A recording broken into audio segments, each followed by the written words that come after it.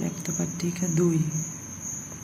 বিদ্যালয়ের নাম, যে বিদ্যালয়ে তোমরা পড়াচ্ছ, শিক্ষার্থী শিক্ষকের নাম, সেখানে তোমাদের নাম, ক্রমিক সংখ্যা, তোমাদের নিজের শ্রেণী দ্বিতীয় বিভাগ থাকলে শ্রেণীতে উপস্থিত শিক্ষার্থীর সংখ্যা আর মোট শ্রেণী শিক্ষার্থীর সংখ্যা, সময়, তারিখ, যে তারিখে তোমরা পড়াচ্ছ। ডান সাইডে দেখো, তোমরা কি কেউ ডিএলএড বা বিএডের স্টুডেন্ট দেখছো কি? যদি দেখে থাকো তাহলে আমাকে একটু রেসপন্স করো প্লিজ।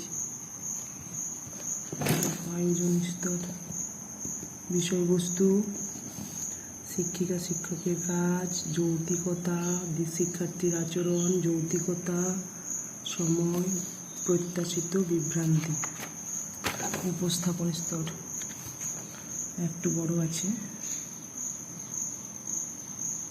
উপস্থাপন স্তর এই দিকটাতে, শিক্ষার্থীর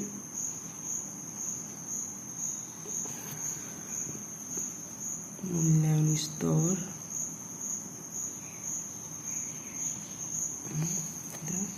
মূল্যায়ন স্তরের কর্মপত্র।